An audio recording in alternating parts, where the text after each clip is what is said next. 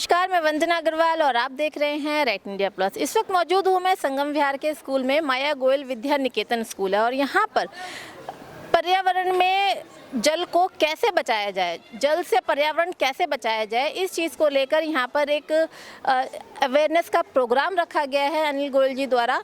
तो कुछ बच्चों ने भी यहाँ प्रिपरेशन की है, तो चलिए सब चीज़ों पर नज़र डालते हैं, बच्चों की प्रिपरेशंस देखते हैं, बच्चों ने किस तरह से लोगों को जागरूक करने के लिए अपनी तैयारियाँ करी हैं। और यहाँ पे जो आमंत्रित गेस्ट हैं उनसे बातचीत करेंगे, अनिल गोयल जी से बातचीत करेंगे। चलिए बात करते हैं। सर, आज जो यहाँ प्रोग्राम रखा गया, जल ही जीवन है, लोगों में जल को बचाने की जो अवेयरनेस प्रस्तुत की गई, इस बारे में क्या कहेंगे? जाता है और हमने देखा भी है कि हम इससे पहले नदियों में नहाते थे, तालाबों में नहाते थे और नदियाँ तालाब में बहती थी।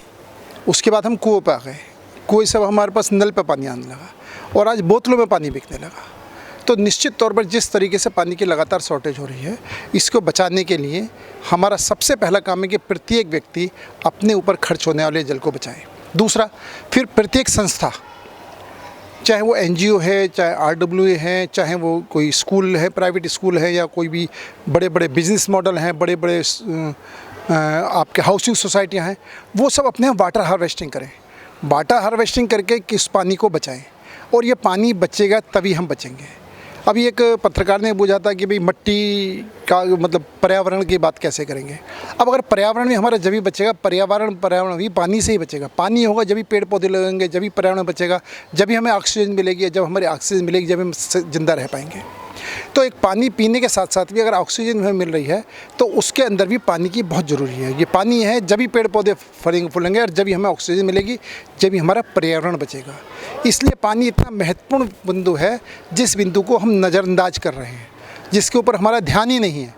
तो हमारा एक जन जागरण अभियान है कि इस माध्यम से हम लोगों को में जागृति पैदा करना चाहते हैं कि आप पानी को बचाना जीवन में बहुत ज़रूरी है, और अगर पानी को बचाएंगे तभी हमारा जीवन बच पाएगा।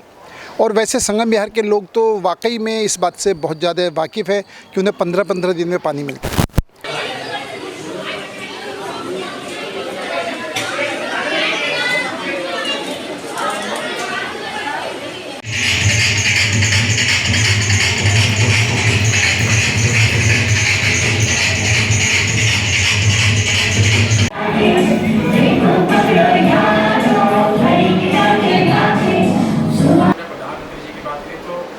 सवाल और मेरा आपसे है सिंगल यूज प्लास्टिक को लेकर।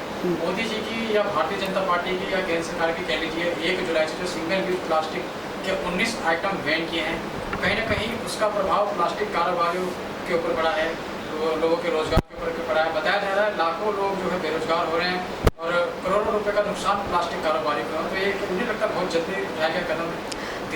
देखिए मेरी आपसे हाथ जोड़कर प्रार्थना है, आप इस बात को प्लीज़ अच्छी तरह समझें। पहले तो ये कि मैं यहाँ पर एक NGO को रिप्रेजेंट कर रही हूँ, लेकिन प्रधानमंत्री ने जो भी कुछ किया है वो देश के हित के लिए किया है। देश का हित, देश की जनता का हित, और देश की ये जो गाय हैं, भैंस हैं, जो हमारा लाइव स्टॉक होता है, वो किस प्रकार से बीमार पड़ रहा है, वो किस प्रकार से दूध नहीं दे पा रहा, और दूध भी अगर दे रहा है तो उसके अंदर उसकी वो न्यूट्रिशियस वैल्यू नहीं है।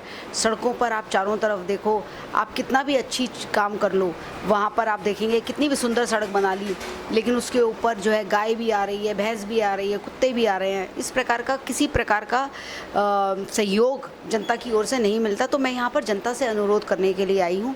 जहाँ तक प्लास्टिक की बात है, आप प्लीज़ समझिए कि ये एक ऐसा नासूर है जिसने हमारे जीवन के अंदर, यानी कि हमारे भोजन के अंदर भी प्रवेश कर लिया है। हम भी प्लास्टिक युक्त भोजन कर रहे हैं, मुक्त भोजन नहीं कर रहे, भोजन के अंदर भी प्लास्टिक आ गया है। ऐसे में हमें कैंसर जैसी बीमारियां, स्किन की बीमारियां, ये सब कुछ होता जा रहा है। मैं बिल्कुल ये समझती हूँ कि व्यापारियों को इस विषय के अंदर काफ़ी उनके ऊपर चोट आई है, लेकिन ऑल्टरनेटिव जो विकल्प हैं, मैं उन सब से अनुरोध करूंगी कि प्लास्टिक के लिए जो ऑल्टरनेटिव विकल्प है, क्यों ना हम उसके अंदर जाएं, और सरकार को ऐसी योजनाएं बनानी चाहिए कि वो ऐसे व्यापारियों को सब्सिडी दें ताकि वो जल्द से जल्द जो प्लास्टिक के विकल्प हैं उस पर काम करना शुरू करें। आखिरी सवाल, सभी लोग देशवासियों के लिए पानी को की बचत के लिए क्या संदेश आपका?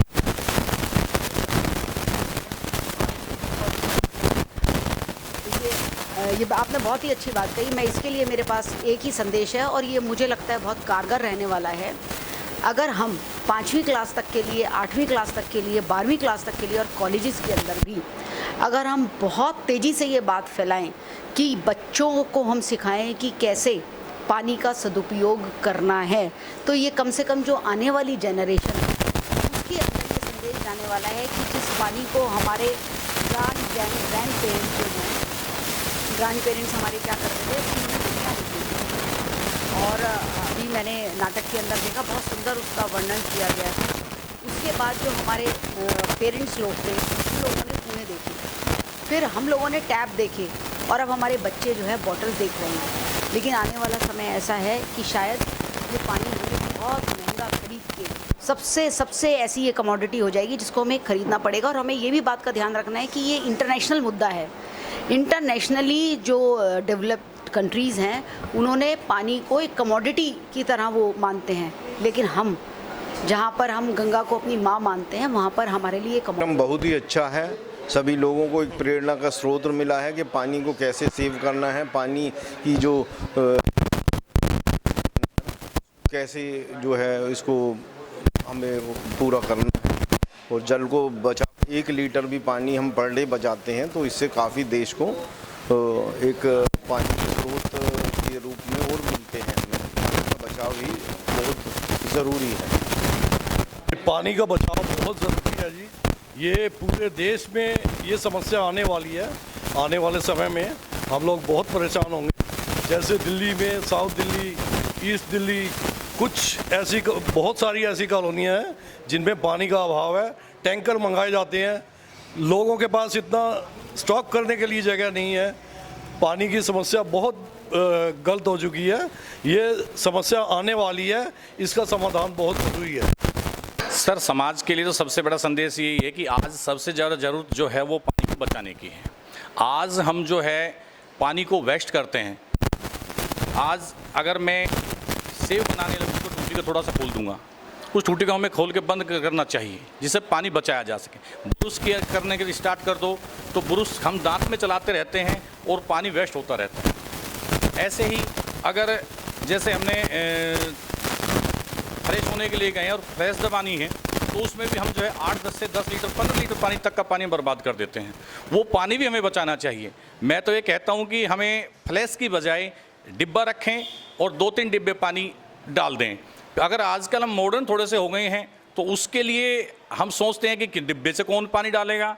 तो फिर मैं कहना चाहूँगा कि जो आपका फ्लैश है उसके ऊपर ढक्कन खोल के उसके अंदर आप 2 लीटर की 1 लीटर की बोतल पानी की भर के उसमें डाल दें तो आप फ्लैश दबाएंगे तो कम से कम आप हर फ्लैश के साथ में 2 से 3 लीटर पानी तक आप बचा सकते हैं। तो आज के टाइम पे हमें पानी ही बचाने का सबसे बड़ा जो अभियान चलाना है या पानी बचाना है, यही हमें करना चाहिए। जिस तरह से आज इस विद्यालय में मुझे तो पहली बार आने की यहाँ पे आने का मौका मिला है, जिस तरह से बच्चों ने अपने प्रतिभा को, जल जीवन को, जल के ऊपर कैसे हम जल को बचा सकें, उस तरह से नुक्कड़ नाटक के माध्यम से समाज को संदेश दिया है। ये बहुत ही अच्छा है कि ताकि जितने भी यहाँ कार्यक्रम में उपस्थित थे, चाहे छोटे बच्चे हो, चाहे महिला हो या पुरुष हो, जो भी यहाँ उपस्थित है, तो उन एक छोटे बच्चों, महिलाओं के बीच में एक संदेश गया है कि कैसे हम वाटर को सेव कर सकते हैं। और ये बहुत ही अच्छा मैसेज है समाज के लिए। देखिए, छोटे बच्चे जो हैं इनको इस उम्र में यदि अवेयरनेस प्रोग्राम कोई बताया जाए तो ये आगे जाकर के ये समाज के लिए बहुत फ्रूटफुल होता है। बच्चे जल जीवन, जल बचाओ, जल संरक्षण, जल बचाओ के में जल संरक्षण महत्वपूर्ण है। प्रधानमंत्री जी का भी यही विजन है कि भाई जल संरक्षण कैसे किया जाए। कहना चाहता हूँ जो जितने भी हमारे गणित साथियों ने सारी सलाहें दी हैं, बहुत अच्छी सलाहें हैं। और इसके साथ मैं एक छोटी सी सलाह और जोड़ना चाहता हूँ, लेकिन छोटी है लेकिन बहुत बड़ी है। जैसे कि पहले मैंने अपना बचपन में एक समय देखा था, आजकल गांव देहात विलेजों में पहले पानी जो है ना, लोग नहरों का पानी जो आता था उसका पानी खेतों में यूज़ हुआ करता था। आजकल आप किसी भी गांव में, किसी भी प्रदेश में, किसी भी क्षेत्र में आप जाएंगे, उन नहरों पे कोई ध्यान नहीं दे रहा है। उन नहरों का पानी आता है और समुद्र में ऐसे ही चला जाता है। सबसे बड़ा रीज़न हमारी धरती पर पानी की कमी होने का यही कारण है, क्योंकि वो पानी खेतों में जाएगा तो हमें वाटर हार्वेस्टिंग करने की ज़रूरत भी नहीं पड़ेगी, क्योंकि वो खेतों का पानी ऑलरेडी ज़मीन में जाएगा। तो अब हम किसान लोग क्या कर रहे हैं आज की डेट में, बोरवेल लगा रहे हैं, डायरेक्ट पानी ले रहे हैं, नहरों का पानी बहकर सीधा समुद्र में जा रहा है, उनको बिल्कुल वेस्ट किया जा रहा है उस पानी को। अगर उस पानी का अगर हम सही तरीके से इस्तेमाल किया जाए, आज भी हमारे किसान भाइयों से बस ये विनती है, बोरवेल का इस्तेमाल कम करें, नहरों का पानी का इस्तेमाल खेतों में अपने ज़्यादा से ज़्यादा करें। उससे हमारे देश की और आने वाली पीढ़ियाँ बहुत ज़्यादा सुरक्षित होंगी, बहुत ज़्यादा सेफ होंगी। अब बस हमारा लक्ष्य यही है, अगर हम अपने आने वाली पीढ़ियों को सुधारना चाहते हैं तो हमें अपने थोड़ा सा कठिनाइयाँ झेलनी पड़ेंगी, परेशानियाँ झेलनी पड़ेंगी, अपने लक्ष्य पे ध्यान देना पड़ेगा, तो हमारे आने वाली पीढ़ियाँ और सब सुरक्षित और सेफ होंगी। बहुत अच्छा प्रोग्राम रहा। आपने जैसे देखा बच्चों ने नुक्कड़ नाटक के जरिए ये प्रस्तुत किया कि किस तरीके से जल को बचाया जा सकता है, लोगों में अवेयरनेस एक जागृत करी है। हमने आमंत्रित गेस्टों से भी बात करी, सबका सिर्फ यही कहना है कि जो जल है उसको किस तरीके से बचाया जाए, क्योंकि काफ़ी टाइम पहले, मतलब अगर हम बात करें हमारे दादा परदादाओं की, उस टाइम इस धरती के ऊपर खास तौर पे अगर हम दिल्ली की या भारत की बात करें तो उस टाइम पर जल इतना था कि नदियां थी, कुएं से बहुत इजीली जल अवेलेबल हो जाता था। लेकिन हमारी बढ़ती हुई जनसंख्या और लोगों में अवेयरनेस ना होने की वजह से जल का आज इस तरह से अकाल पड़ा हुआ है कि जल को प्राप्त करने के लिए या तो टैंकर का इस्तेमाल किया जा रहा है और या फिर खरीदा जा रहा है। बताओ, कभी किसी ने सोचा भी था कि जल खरीदा जाएगा?